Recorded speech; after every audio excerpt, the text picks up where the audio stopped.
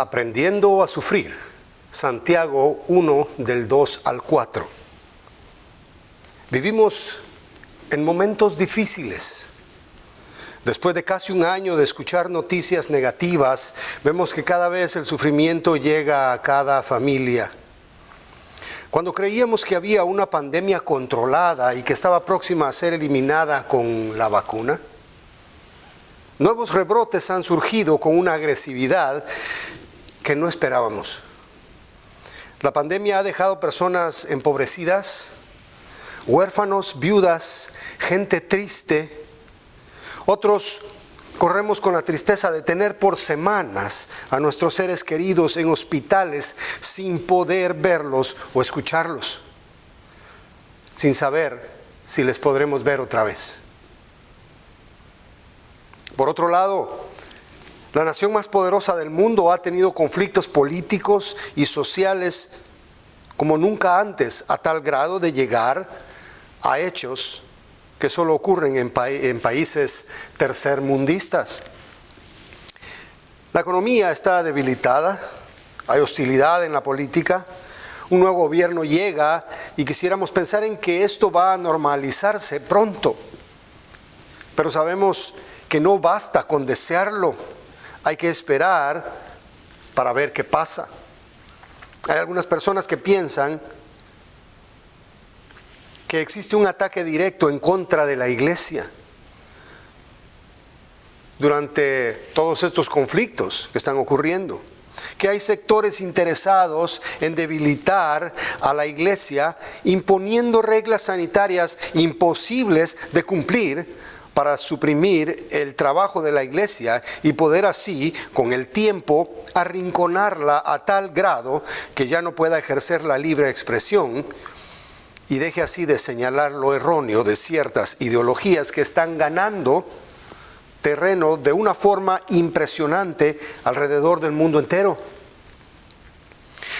La naturaleza también ha hecho lo suyo en algunos países. Hay gente que perdió sus hogares o familiares en desastres naturales. ¿Cómo toca vivir ahora? Es la pregunta que muchos se hacen. ¿Será que las cosas van a mejorar? Claro, queremos que todo se arregle. Queremos recuperar los trabajos. Queremos que los gobernantes se porten bien, que haya progreso, que la vacuna sea muy efectiva y que por fin nos quitemos las máscaras y dejemos de andar con el temor al contagio. Hace muchos años, en el primer siglo, los hermanos de la primera iglesia pasaban por problemas también. Y ellos, hay que ver que sí tenían problemas. En aquel tiempo, Santiago se preocupa por escribir a gente que estaba fuera de su nación, personas que habían sido expatriados, personas que habían tratado de huir por sus vidas, gente perseguida que necesita aliento e instrucciones. Santiago dice, les voy a escribir una carta para animarlos, para decirles cómo vivir en estos tiempos. ¿Qué le toca a la iglesia hacer mientras esto pasa? ¿Cuál debe ser nuestra actitud en las circunstancias adversas? ¿Cómo debemos comportarnos dentro de todas esas pruebas que nos rodean y nos encierran para desesperarnos, debilitarnos y hacernos sentir tan vulnerables? Hermanos, siempre ha existido el sufrimiento. Lo que pasa es que a nosotros no nos había llegado tan cerca como ahora. A la generación de cristianos del primer siglo, la primera generación de la iglesia de Cristo, en su mayoría judíos convertidos al cristianismo, ellos sufrieron mucho por causa del evangelio. Ellos perdieron familias, pertenencias, trabajos y tuvieron que salir huyendo de sus tierras para evitar la muerte. Los cristianos estaban siendo perseguidos por causa de su fe en Jesús. Ellos tenían que correr por sus vidas e irse a vivir a lugares donde quizás no eran bienvenidos. Tierras lejanas, lejos del hogar, donde hablaban otro idioma, tenían otras culturas, costumbres y tradiciones. Aquí es donde el hermano del Señor Jesús ve la necesidad de enviarles ánimo a través de una carta general, la famosísima carta de Santiago. Le voy a invitar a que abra sus Biblias y que vaya a Santiago. Y vamos a leer desde el 1 hasta el 4, capítulo 1. Y dice así: Santiago, siervo de Dios y del Señor Jesucristo, a las 12 tribus que están en la dispersión, salud. Hermanos míos, tened por sumo gozo cuando os halléis en diversas pruebas, sabiendo que la prueba de vuestra fe produce paciencia. Mas tenga la paciencia su obra completa, para que seáis perfectos y cabales, sin que os falte cosa alguna. Este pasaje nos da 3 elementos que deben existir en nuestros corazones cuando estamos pasando por problemas, para que afrontemos nuestro sufrimiento sabiendo que hay un beneficio detrás de todo lo que pasa. Repitamos esto. Aquí vamos a ver 3 elementos que deben existir en nuestros corazones cuando estamos pasando por problemas, para que afrontemos nuestro sufrimiento sabiendo que hay un beneficio detrás de todo lo que pasa. Esos 3 elementos son, en primer lugar, sufriendo con gozo.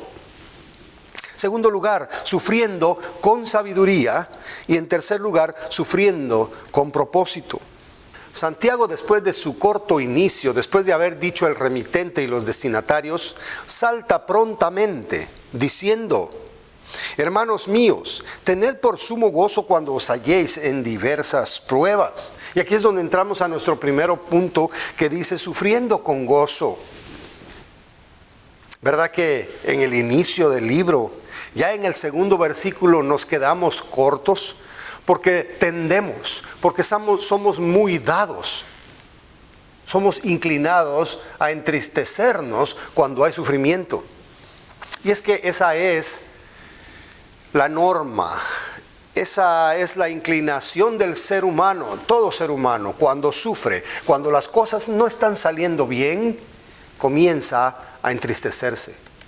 Pero aquí el hermano del Señor Jesús, Santiago o Jacobo, como originalmente se dice en el hebreo, Jacobo, él está haciendo una diferencia entre sufrimiento y estado de ánimo.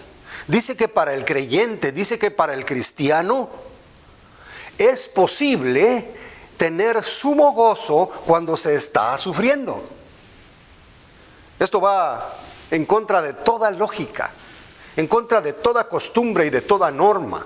Y es que, ¿cómo es que nosotros nos vamos a alegrar cuando las cosas no salen como nosotros queremos? ¿Cómo podemos nosotros alegrarnos dentro de lo que nos está pasando?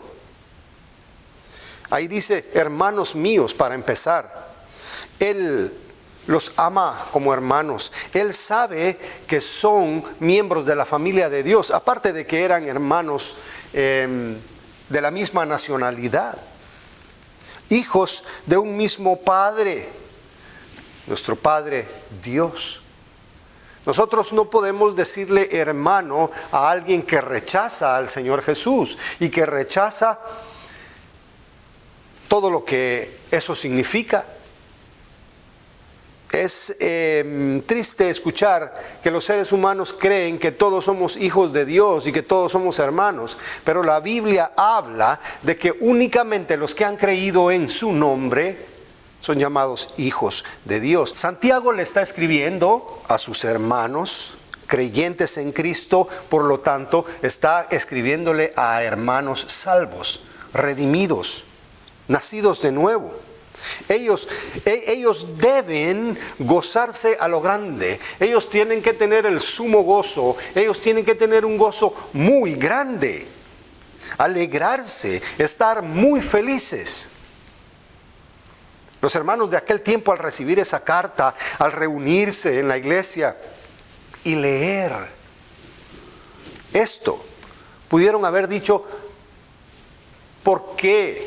En sus mentes automáticamente surge la pregunta: ¿Cómo es eso? ¿Por qué yo me tengo que gozar si estoy sufriendo tanto? Y no es la misma pregunta que nosotros nos hacemos. A veces, cuando yo estoy preocupado, cuando estoy algo triste, mi esposa se acerca y me dice: no estés triste, no te pongas así. Pero yo entre mí pregunto: ¿cómo no me voy a poner así si algo salió mal? Pero pronto Santiago quiere que cuando estamos exactamente en esa pregunta, leamos la palabra de Dios y obedezcamos. Dice: tened por sumo gozo, tened por sumo gozo. Y es que hay que desgranar esto despacio, porque de por sí ya el inicio del libro, ahí en su primer capítulo, versículo 2, nos dice algo que va en contra de la lógica, pero tiene profundidad. Porque las palabras que está usando no dice: alégrate por lo malo que te está pasando. No, dice: cuando os halléis en diversas pruebas. Quizá esas pruebas sí son una buena razón para entristecernos. Son una buena razón para deprimirnos o estresarnos. Pero dentro de todo eso hay un gozo que prevalece según Santiago. Y mire que Dios nos pide aquí a través de Santiago que lo hagamos porque Dios sabe que es posible hacerse. ¿Puede usted gozarse cuando está dentro de las pruebas? Mire, pastor, yo me puedo gozar cuando tengo una prueba. Yo soy capaz de manejar eso. Pero ya después de la segunda y de la tercera me es muy difícil. Yo ya me desespero. Ya me salgo de mí mismo. Pierdo el control y comienzo a tomar malas decisiones. Y comienzo a sentirme ofuscado. Y comienzo a frustrarme y cometo errores.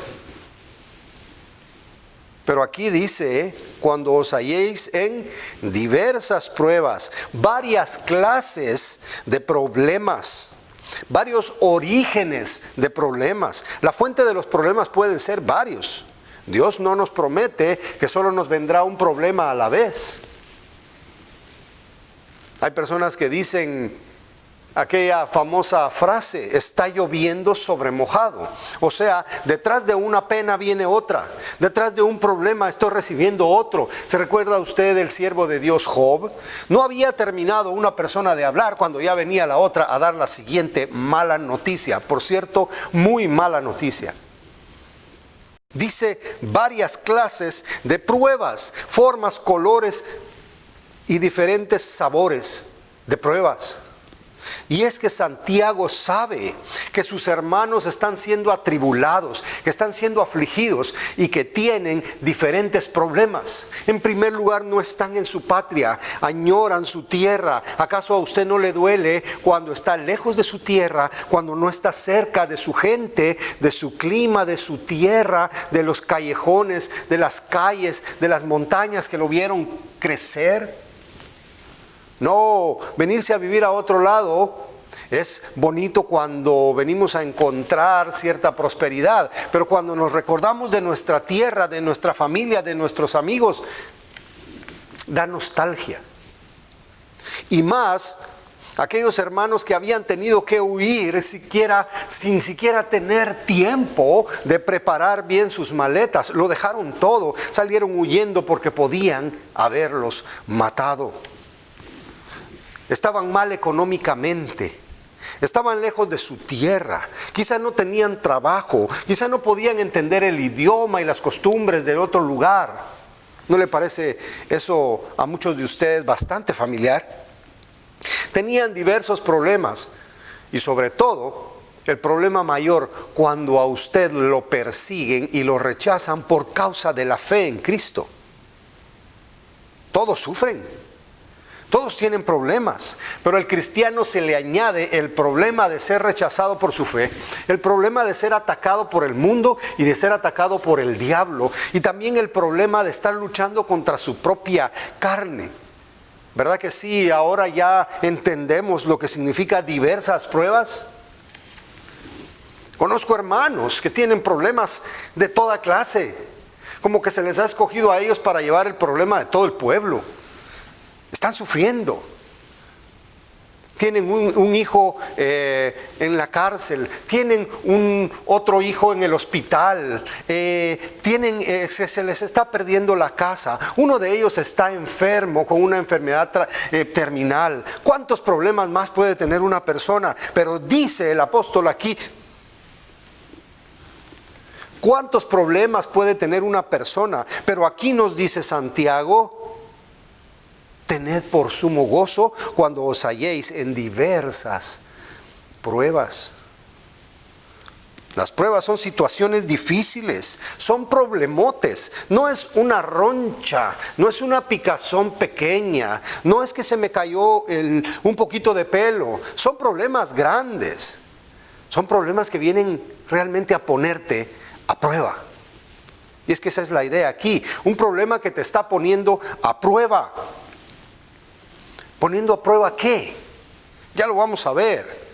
Ese factor paciencia, ese factor fe. Lo están poniendo a usted a prueba. Es un examen, es un test directo a la persona.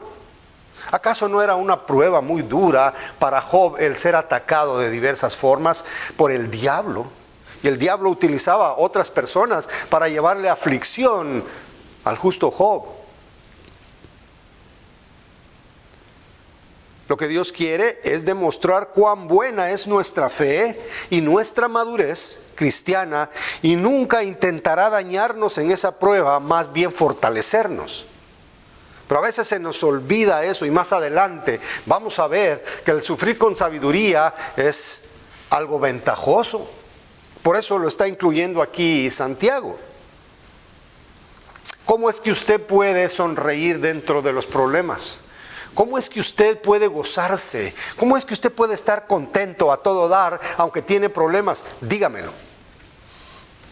Mejor preguntémoselo a Santiago. Le voy a ilustrar aquí. Fíjese, había un muchacho en una escuela que estaba sufriendo bullying. Lo estaban molestando, se estaban burlando de él. Este muchacho se fue a quejar a la dirección. Y el director le dijo, no tengo pruebas de lo que me estás diciendo. Automáticamente, aquel muchacho sintió que había una injusticia. Con solo el hecho de que él se quejara, ya deberían empezar las investigaciones. Pero el director quería pruebas. Aquellas personas, aquellos muchachos que llegaban a molestarlo y a decirle insultos, se acercaban casi cada día a burlarse de él, a decirle cosas hirientes, cosas que lo lastimaban. Un día lo estaban insultando y él estaba sonriente. Un día lo estaban calumniando, lo estaban empujando y él estaba sonriente. ¿Cómo puede una persona estar sonriente cuando se están burlando de ella? ¿Cómo puede una persona estar contento, sinceramente hablando? Este muchacho estaba contento, tenía una risa en su rostro. Parecía actuando de una forma diferente a la que había actuado siempre. Pero ¿qué sucedió? Cuando aquellos muchachos se fueron, este muchacho siguió sonriendo y sacó de su bolsa una grabadora en la que había estado grabando las voces de aquellos muchachos insultándole. Había estado grabando todas esas injurias que le decían. Ahora ya tenía pruebas, ahora ya tenía cómo demostrar que esos muchachos lo estaban molestando e iba a librarse de ellos, presentándolas al director o a alguien más. ¿Puede usted sonreír en las pruebas? ¿Puede usted saber que dentro de las pruebas hay algo más que lo beneficia y por eso gozarse? Y es que esa es la idea aquí de Santiago. Hermano, usted sabe algo que lo hace feliz dentro de las pruebas. Y a eso vamos a llegar. Debe haber una actitud positiva ante las dificultades. Hey, creyente, no vayas con la corriente. Mantente sonriente aunque parezca que no te va bien. Santiago te exhorta a ti hoy para que cambies tus pensamientos al pasar por las dificultades. Filipenses 4:6, también Pablo nos dice, por nada estéis afanosos, por nada, sino que sean conocidas vuestras peticiones delante de Dios en toda oración y ruego con acción de gracias. Y la paz de Dios, que sobrepasa todo entendimiento, guardará vuestros corazones y vuestros pensamientos en Cristo Jesús. Ve cómo el Señor nos sigue apoyando a través de los escritos, no solo de Santiago, sino que también de Pablo. Hay una paz que reina en los corazones del cristiano, por lo cual no debe estar afanoso. Aunque Santiago fue más lejos que Pablo, porque Pablo nos pide Santiago nos pide que estemos gozosos. Pablo quiere que estemos en paz, y son dos verdades paralelas, estar en paz y estar gozosos. Y aquí en Filipenses 4:6 nos dice, no estéis afanosos. Santiago 1:2 nos dice, tened por sumo gozo. Ve cómo la palabra de Dios nos apoya, nos aconseja y nos persiste en que lo hagamos. Nehemías 8:10, no os entristezcáis, porque el gozo de Jehová es vuestra fortaleza. Miren, hermanos, cuando usted tiene tantas maravillas de Dios en su corazón, cuando usted conoce cuánto ha hecho Dios por usted, cuando usted conoce por qué razón Jesucristo vino a este mundo, y usted sabe que el Señor pendió de aquella cruz, colgó de aquella cruz, sangró en aquella cruz por su causa, por salvarle, por perdonarle sus pecados, por llevarlo a la gloria en aquel día. Usted puede gozarse. Usted puede gozarse, pero debe gozarse en Jehová, que es vuestra fortaleza. Nuestra fortaleza no deben ser las cosas materiales, porque eso se acaba. Nuestra fortaleza no deben ser nuestros logros, no deben ser nuestros amigos, porque también nos pueden abandonar. Nuestra fortaleza no puede ser nuestra juventud y nuestra belleza.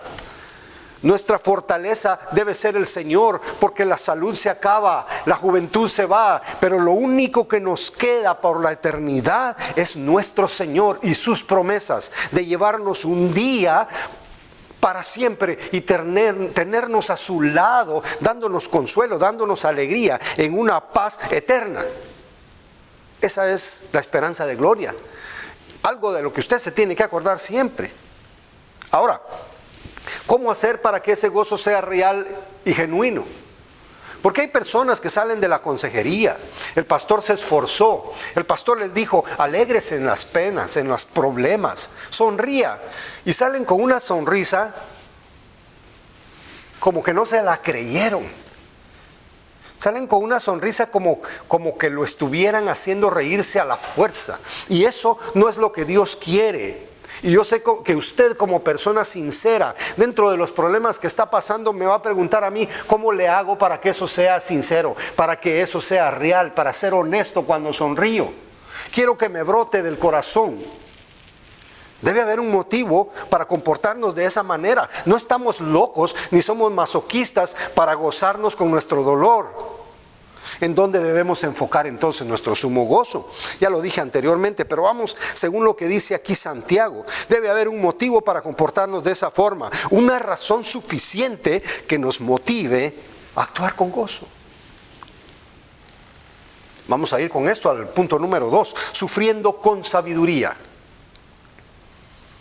Es una sabiduría que trae el conocimiento. No hay sabiduría sin conocimiento. Somos sabios porque conocemos cómo vivir. Vamos a ir al versículo 3, dice, sabiendo que la prueba, fíjese qué palabra inaugura el versículo 3, sabiendo que la prueba de vuestra fe produce paciencia. Ok, aquí hay un conocimiento que nos hace sabios. La actitud positiva radica en lo que sabemos, en lo que conocemos, en lo que entendemos. Lo que nos hace sabios es eso. Lo que sabemos es lo que nos sostiene.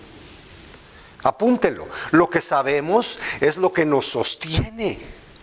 Por esa razón Pablo le dice a sus hermanos en Efesios: yo quiero que Él ilumine vuestro entendimiento. ¿Qué es lo que nosotros sabemos? Sabemos que la prueba de nuestra fe produce paciencia. Mire cómo sigue el versículo 3. La prueba de vuestra fe produce paciencia. Qué sabiduría la de Santiago. Santiago está hablando en términos de psicología cristiana, no la de ahora, sino que es la verdadera que tiene Dios. Dios sabe cómo trabaja el alma humana cuando el Espíritu Santo está morando en esa vida. Cuando el Espíritu Santo no está en una persona, la persona se puede desesperar, se puede deprimir, puede cometer errores, puede tomar malas decisiones, puede incluso blasfemar. Pero cuando la persona es hermano, la prueba de la fe produce paciencia. La prueba de vuestra fe. Sí, al ser probados, los creyentes están demostrando cómo está la fe. ¿Saben ustedes, hermanos, que nosotros debemos ejercitar nuestra fe en lo que Dios diariamente nos puede dar? Nuestra fe en sus cuidados. Sabemos que Él mandó a su Hijo para morir por nosotros en la cruz. Sabemos el Evangelio y lo hemos creído. Esa parte de la fe la tenemos bien firme.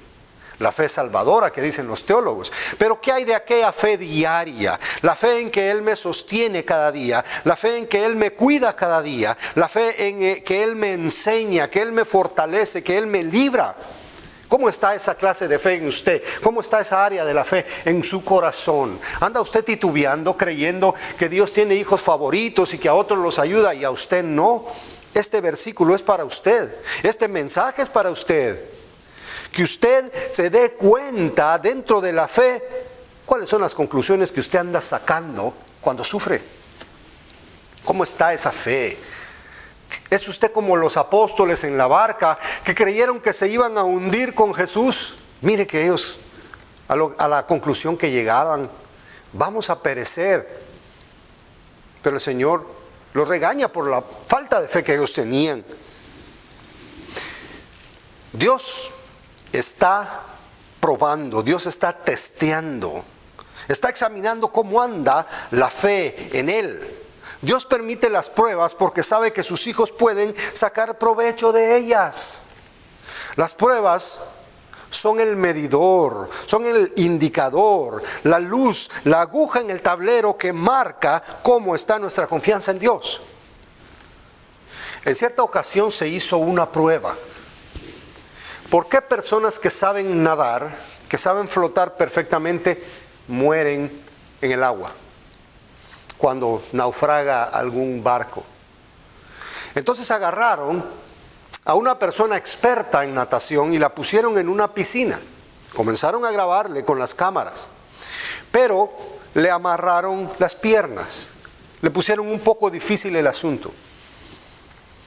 La persona podía flotar porque las piernas las tenía suficientemente separadas para poder seguir moviéndose y flotando.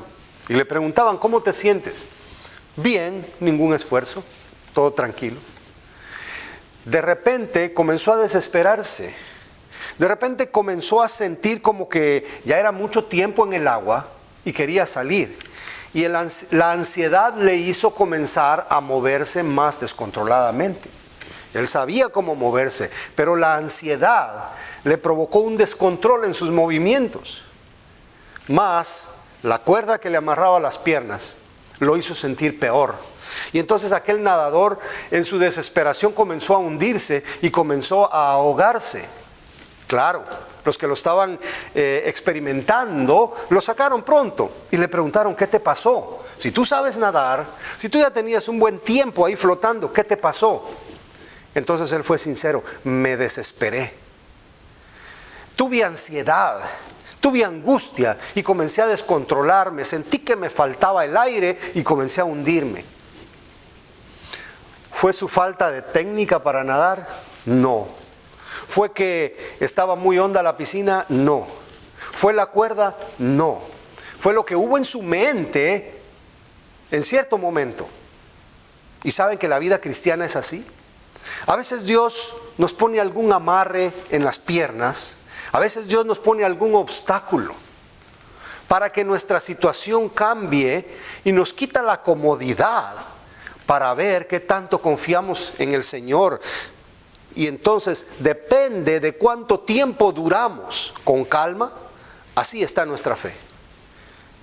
El Señor dirá, mira, te puse un problema, duraste una semana tranquilo, pero ya el siguiente lunes estabas desesperándote. Tu fe dura una semana. Pero cuando usted ha pasado varias veces por la misma prueba, el Señor le va a decir, ¿cómo has podido aguantar un año con esta carga? ¿Cómo has podido aguantar 2 años con esta carga? Y ahí es cuando comenzamos a agradar al Señor, porque estamos madurando. Y muchas veces el Señor ni nos quita la carga de por vida, pero hemos madurado, hemos crecido. Es solo a través de las pruebas que podemos saber cómo está nuestra fe. Solo a través de las pruebas. Porque cuando no hay pruebas, porque cuando no hay problemas, es muy fácil, es demasiado fácil decir que creemos en Dios. Pero cuando estamos afligidos, es cuando se demuestra cómo realmente estamos. Pero al ser probada la fe, hay un resultado positivo. El proceso produce paciencia. Y paciencia lo podemos traducir como soportar, aguantar, perseverar, sufrir sin desesperarse. Vamos a gozarnos en las pruebas porque eso produce paciencia. Santiago establece que la paciencia es un elemento muy valioso. No lo dice explícitamente, pero es implícito. De que si Dios nos pone a sufrir para que tengamos paciencia, es que vale la pena, es un tesoro. Hermano, ¿cuánta paciencia tiene usted? ¿Cuánto tiempo aguanta usted sin que se le quite el sueño, sin que se le quite el hambre, sin que empiece el mal humor? ¿Cuánto tiempo tarda usted en tirar el primer sartén de la cocina? ¿Cuánto tiempo tarda usted en golpear la mesa? Es según su paciencia. La paciencia es valiosa porque quiere que nos gocemos al adquirirla, aunque así pasemos por problemas. Hermanos, sean ustedes cazadores de paciencia. Cuando usted le pide paciencia al Señor, le está pidiendo que le mande problemas. Pero sabe, hermano, no debemos huirle a los problemas, porque los problemas son como ese aguijón de Pablo que le hacía sentirse débil, pero al mismo tiempo era fuerte, porque su fortaleza viene de parte de Dios. Así que Dios nos está haciendo fuertes a través de las pruebas. Ahora, ¿cómo es que la prueba produce paciencia? El soldado en la batalla. ¿Sabe usted? En mi país hay cierto grado hay cierto curso, preparación para los soldados. Hay una especialidad ahí. No todo soldado sabe sacarla. Quizá sea algo así equivalente a los Navy SEALs de aquí de los Estados Unidos. Allá la preparación es en la selva, en la jungla. Las personas, se dice que las personas que más soportan y los que aprueban el curso con alta calificación son los indígenas que vienen de aldeas pobres. No son los niños que vienen de la ciudad a sacar ese curso. Son aquellas personas que han sufrido y que están dispuestos a seguir sufriendo porque ya no les importa, están acostumbrados, saben agachar la cabeza y seguir caminando y seguir luchando. Hermano, Dios quiere que nosotros seamos así. Personas que aguantamos, personas que estamos acostumbrados al sufrimiento. Por eso deja que las penas vengan. Hermanos, el estado eterno, la esperanza de gloria, todavía es esperanza. Pero aquí en este mundo estamos para ser probados. En este mundo vamos a tener aflicciones. Y debemos saber que esas aflicciones son parte de nuestra bendición para llegar a cierto nivel que Dios quiere que lleguemos. La paciencia se desarrolla en las pruebas. Por eso las pruebas son una bendición y debemos estar felices al recibirlas. El saber que no sufrimos en vano, sino con un beneficio, nos hace actuar con sabiduría cuando sufrimos.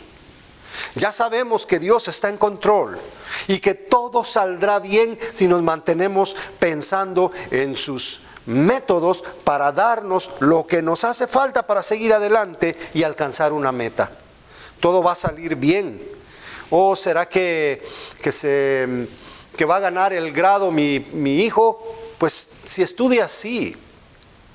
Pero ¿de qué manera van a salir bien las cosas? ¿Será que voy a comprar el carro que necesito? ¿Será que voy a poder lograr pagar la casa?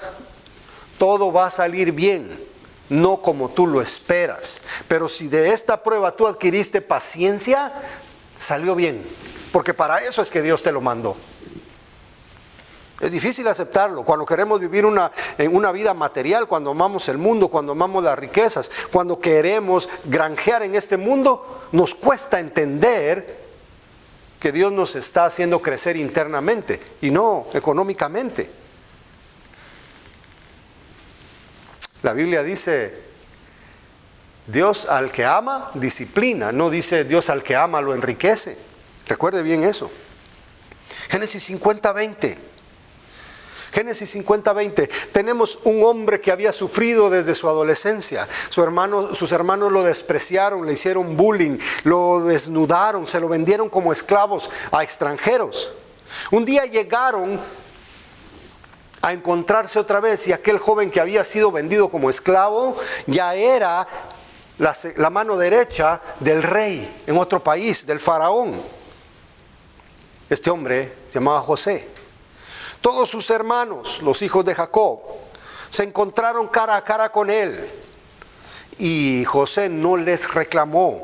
Miren lo que les dijo: vosotros pensáis de mal contra mí, mas Dios lo encaminó a bien para hacer lo que vemos hoy, para mantener en vida a mucho pueblo. ¿Ven ustedes lo importante de que nosotros seamos sabios para ver nuestros problemas? Sacarle la ventaja a lo que nos está sucediendo, decir, Dios tiene un plan perfecto para mí y quizá para muchos. Por eso me está fortaleciendo, por eso me está ejercitando, por eso me está haciendo incomodar para que yo madure. Saber que Dios está trabajando en mí, al pasarme por esta prueba, me da una perspectiva diferente y me permite experimentar una satisfacción grande que me hace crecer en el Señor. Romanos 8:28 dice, y sabemos que a los que aman a Dios todas las cosas les ayudan a bien. Esto es, a los que conforme a su propósito son llamados. Lo que usted sabe le da la capacidad de alegrarse dentro de los problemas. Pase lo que pase. Hay un beneficio en esa prueba. Hay un beneficio que es la paciencia. Pero ¿para qué quiero la paciencia? Pues porque la paciencia nos ayuda a madurar y ser completos en nuestra relación con Dios y en nuestro desempeño en este mundo. Sin paciencia no podemos crecer, no podemos pasar por el aprendizaje de un verdadero cristiano. Y vamos a ver lo que dice el versículo 4. Mas tenga esa paciencia su obra completa. O sea que la paciencia es una herramienta que va a servir para algo. ¿Para qué va a servir? Para que seáis perfectos y cabales sin que os falte cosa alguna. ¿Verdad que la paciencia es valiosa? La paciencia le va a permitir a usted madurar. La paciencia le va a permitir a usted ser perfecto, dice aquí. Otras versiones dirán que seas maduro, ¿sí? Que crezcas, que estés completo, que estés cabal, sin que te falte cosa alguna. Qué triste sería oír a personas hablando de nosotros que digan, ese muchacho cómo sabe, esa muchacha, esa señora saben muchas cosas, han ido a la iglesia por mucho tiempo, se aprendieron muchos textos. Pero ¿sabe qué? No tiene paciencia. Se desespera muy rápido. Luego suelta las palabras, luego suelta las malas expresiones, luego golpea la mesa, tira el zapato, jalonea del pelo al muchachito. Cuelga el teléfono, Suelta la expresión rara. La paciencia es muy valiosa. Si no tenemos paciencia, no sabemos aguantar nada. Nos quejamos por todo. Queremos abandonar la batalla, perdemos la confianza, nos desanimamos y somos muy llorones. A algunos se les podría decir otra palabra, chillones.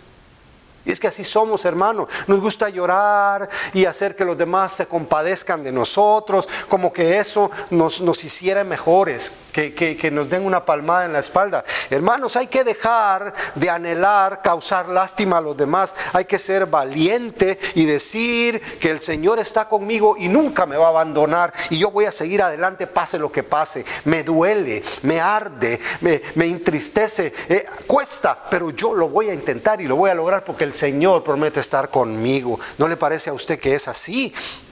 ¿No le da gozo saber de esto a usted? La paciencia es un tesoro para nosotros. Por eso es que cuesta tanto. Dios se agrada cuando, a pesar de los problemas que tienes, eres capaz de levantar tus manos y decir como Job: ¿quién diese ahora que mis palabras fuesen escritas? Ahí en el 19:23. ¿Quién diese que se escribiesen en un libro? Miren lo que está hablando. Que con el cincel de hierro y con plomo fuesen esculpidas en piedra para siempre. Él quería perpetuar sus palabras. Él quería hacer una declaración y que quedara ahí para siempre.